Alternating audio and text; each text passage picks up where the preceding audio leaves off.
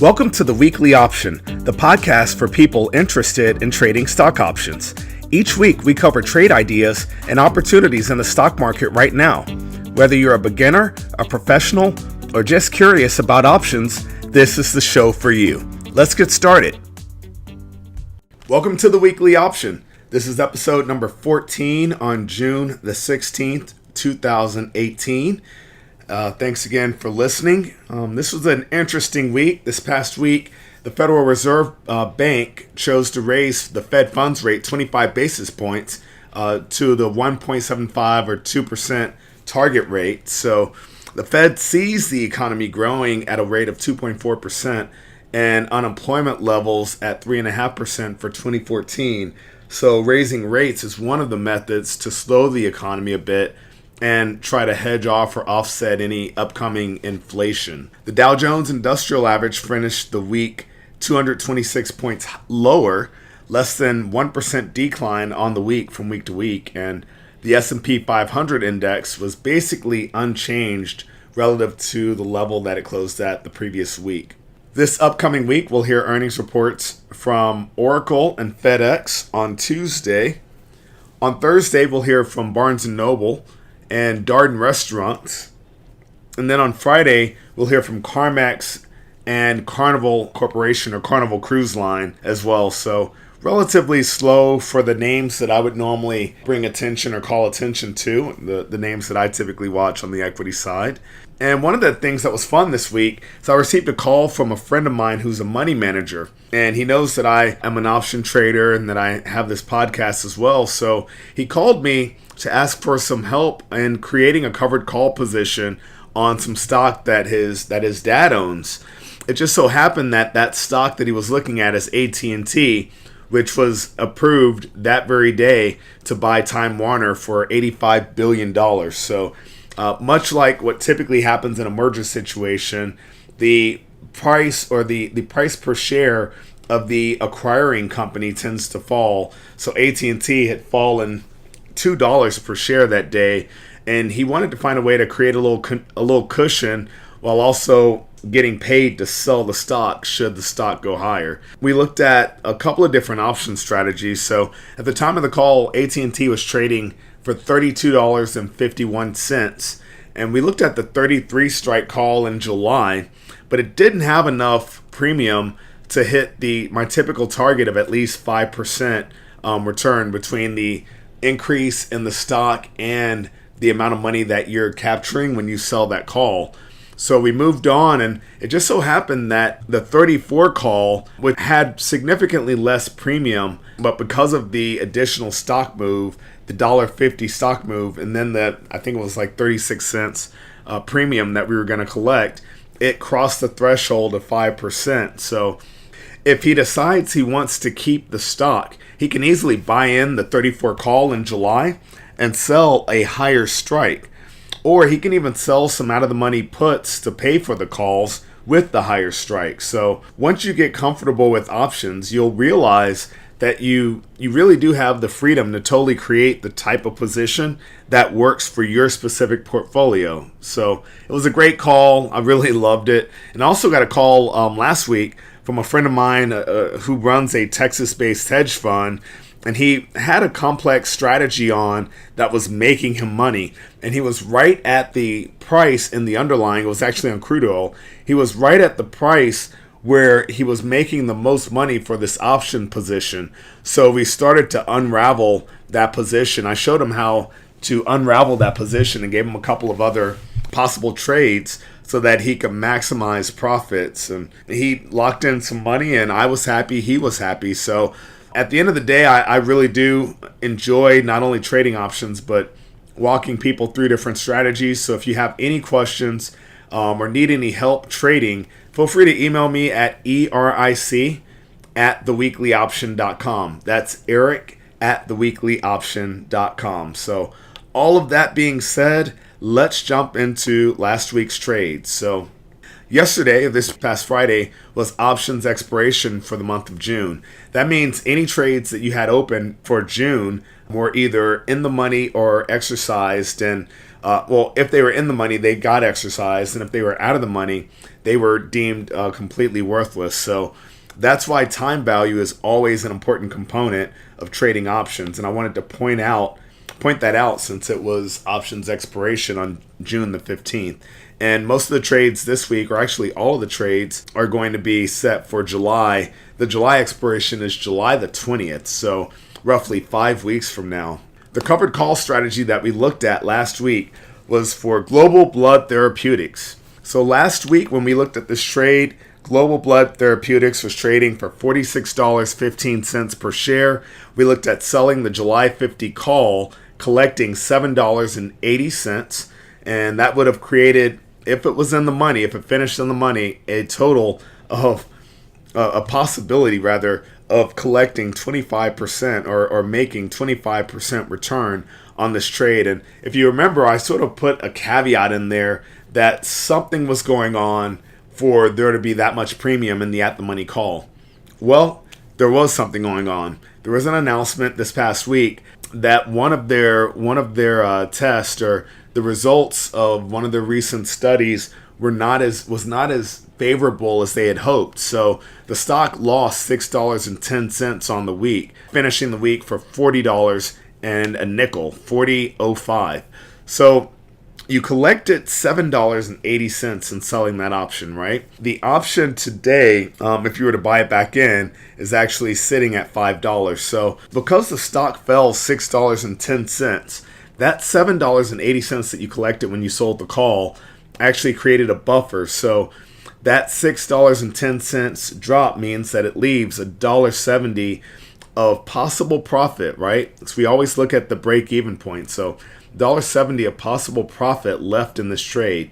The option fell $2.80. So I would look at buying in that July 50 call, paying $5 to buy it in. So you lock in the $2.80 gain. Then I would look at selling the July 40 call. So we're going to roll the strike $10 lower. That July 40 call right now is being bid for $8. So if you were to sell that for $8, that creates a new break-even point, even lower. We're looking at $32 a share because you've got that 40 call right now. And it's pretty much a nickel in the money. So selling that July 40 call for $8, you're actually going to be in this. That break-even wouldn't even be counting the $2.80 that you've locked in. So we're ultimately rolling the strike down, and we've locked in some profit, which is great. You would still have the shares of stock if you bought the stock last week for $46.15 when we looked at it. So those shares would still be sitting there. But now what you've done is you've created an even bigger threshold. You've locked in $2.80 a share, and you've collected another $8 per share. The funny thing about this is it's very similar to what a friend of mine did a couple of years back when he shorted Tesla. And even though he shorted Tesla and the market rallied against him pretty strong, he kept selling out of the money puts on the stock that was rallying. And by the time he decided to actually close his stock position, he actually locked in a significant profit. So we're looking at doing this here at this covered call strategy. We made money on the July 50 call. Let's buy that in, sell an even lower call, the at the money call right now, which has $8 of premium, and let's go ahead and lock in the money that we made on the July 50 call. And hey, if we get pulled out of the stock, once again, it's going to be a great return for a very short trade. And if stock goes lower, guess what we're going to look at doing next week? Buying in this call and selling another lower one. So again, it's a great way to take a trade that was somewhat risky because we were doing it on a biotech, seeing the volatility in this movement, in this stock price, and still finding a way to just lock in additional money. So let's take a look at the credit spread on a much less volatile company. We looked at Kroger last week. Kroger, the grocery store chain, the stock price was $25.36. We looked at selling the July 25-24 put spread and receiving a credit of 36 cents when we sold it. And, it's a $1 spread, so we know that our maximum loss then is 64 cents. Well, the stock went higher on the week, which actually benefits us. The stock closed 52 cents higher, finishing the week for $25.88. Our 25-24 put spread, however, only got 1 cent cheaper. So remember, we sold it for 36 cents. And this week, it's actually valued at 35 cents. So, yay, we made a penny.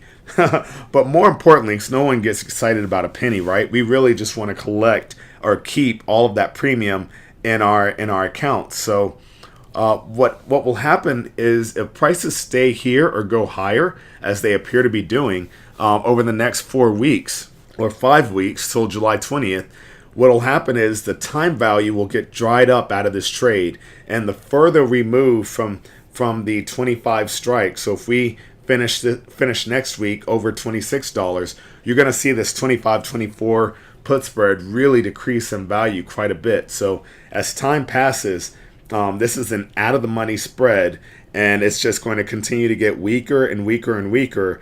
And that's positive for us because we sold it. We want this spread to finish being out of the money and worthless so that we can keep the 36 cents premium that we collected when we sold the spread to start. Our debit spread last week was on USO, the oil ETF, on the WTI crude, with stock sitting at $13.27 last week. We bought the 13 put spread, paying 26 cents. We know that this spread will ultimately, if it finishes in the money, it'll be worth 50 cents. So our goal is to collect the other 24 cents or have this spread appreciate from 26 cents all the way to 50 cents. And we'll keep the extra 24 cents. And that's a pretty hefty return. Making 24 cents on 26 cents is actually a 92% return. This week, the stock actually, or the ETF actually went lower. It finished this week down 22 cents, so it finished at $13.05. And this is great for our debit spread because that makes it even more in the money, right? We bought a put debit spread, so we want this stock to go down, or this ETF to go down. The spread itself, however, only increased in value by 1 penny. So once again, a penny over the last week. However, even if stock closed right here in 4 weeks, because this is an in-the-money put spread, if stock closed right here, we'd make money because we own the 13.5 put, which is 45 cents on the money right now. So essentially, we paid 26 cents to buy that in-the-money put, the 13.5 put. And our goal, of course, on this trade is to make 24 cents over the next 5 weeks. So stay the course in the credit spread and the debit spread. I'm staying the course at least because I think both of these are winners. Stock is moving in our direction, and all we have to do is sit and wait just a handful of weeks to make significant returns. So let's look at this week's trades. We're going to start off with a covered call on Wells Fargo, symbol William, Fred, Charlie, WFC, looking at selling the July 57.5 call. So stock closed on Friday for $54.98, so essentially $55. We are looking to sell that 57.5 call and collect 57 cents, or, in real terms, it's $57 per option that we sell. We will either keep this premium, the premium equates to roughly 1%, or if stock does move on up the $2.50, we're looking at making a 5.62% return over the next 5 weeks. Again, this is a July 57.5 call that we're selling for 57 cents. So we're taking in that money, and the hope, honestly, is that Wells Fargo will increase over the next few weeks, take us out of this stock, and we get to keep or make 5.5% roughly over a very short amount of time. The credit spread we looked at was very interesting. I find it interesting, of course, because we're looking at Darden Restaurants is one of the companies that has earnings this week. Darden and Carnival Cruise Line, I didn't mention it earlier, these were two of my first equity options that I traded back in fall of 2002 when I was a trader at the Philadelphia Stock Exchange before going back to Chicago in March of 2003 to trade at CBOE once again. So Darden Restaurants actually is the owner of a number of large restaurant chains, including Olive Garden, Capitol Grill, Yard House, Season 52, and several others. The stock finished Friday. It closed Friday at $94.10 per share, and we are looking at the July 95.97.5 call spread. If we sell this call spread, we collect 80 cents per spread, or $80 per spread that we sell. This spread has a maximum value of $2.50, so our maximum loss is $1.70. So ultimately, we have a possible return of 32% on our maximum risk, and that's within my typical threshold. I normally like to look for at least 30% return on these credit spreads. And oftentimes there's always another trade, so it'll either work out for us or we'll look at rolling the strikes. But again, 5 weeks left in this trade, so plenty of time, which means plenty of other possibilities. And finally, this week we're looking at a debit spread on Carnival Corporation, otherwise known as Carnival Cruise Line, symbol CCL, Charlie Larry. The stock closed on Friday at $65.18. We are buying the July 62.5 65 call spread, paying $1.75 for a spread that has a maximum value of $2.50. Now, if stock stays where it is or goes higher, we'll collect the other 75 cents, which is more than 42% return on our risk capital, right? Collecting 75 cents when we only put $1.75 per share or per spread at risk. So again, this is July expiration, the July 62.5 65 call spread. All of the trades we looked at are for July, 5 weeks away, expirations on July the 20th. Those are our three spreads this week. I also wanted to mention, here's why I really like option spreads, right? Why I like trading spreads, even more so than the covered call strategies that I mentioned. So you can fully control your risk and reward scenarios without having to risk a ton of capital when you trade option spreads. So that credit spread that I mentioned on Darden Restaurants is a perfect example. For each spread, you'll be paid 80 cents. That's each spread that you sell. And your brokerage is only going to tie up $250 per spread. So that 80 cents is, in real terms, it's 80 cents per share on 100 shares. So for every spread that you sell, you're collecting $80. Your brokerage ties up $250, so you can actually put on multiple spreads if you like, depending on your own level of risk. Now, if you bought 100 shares of the stock, most people like to buy the stock and hold it, hope that it goes higher, right? If you bought 100 shares of that stock, you would risk $9,410 because it's trading for $94.10. So you would risk $9,410 to own the stock. You're risking, with the trade that I mentioned, $250, or you can put on multiple spreads. Even if you put on 10 spreads, right, you still would only have $2,500 at risk. Whereas just 100 shares of this stock that you're putting on, at $9,410 of your capital tied up, which means that you're limited on how much you can actually put on. The debit spread, the Carnival Cruise debit spread that I just mentioned, will cost you $175 per spread in real dollars. That's the most you're risking. That's the most you could ever lose, and you're buying an in-the-money spread, knowing that if prices sit right here or move a little higher, as long as they finish higher, then you collect $75 in 5 weeks. That's $75 you make on $175 of capital. That's tough to beat, right? And the beauty of it is, even though you've got that much possible return, your maximum loss is $175. So I'm going to be talking a lot more. I've realized that several people that listen to this podcast may not understand options. So definitely go to my YouTube channel, The Weekly Option. You will find in there a series of 6 videos. It's called the 5 and 5 training series.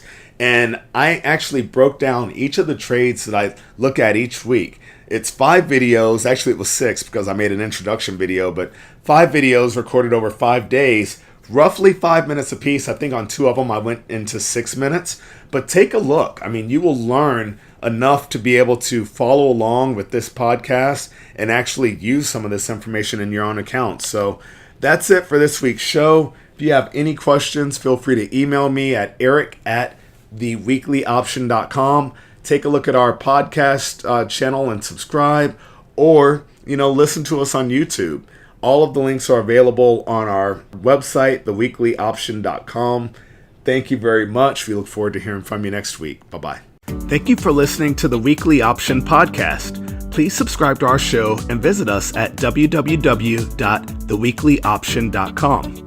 Disclaimer: there is a very high degree of risk involved in trading. The indicators and strategies described in this podcast are for educational purposes only and should not be construed as investment advice. For our full disclaimer, visit our website at www.theweeklyoption.com.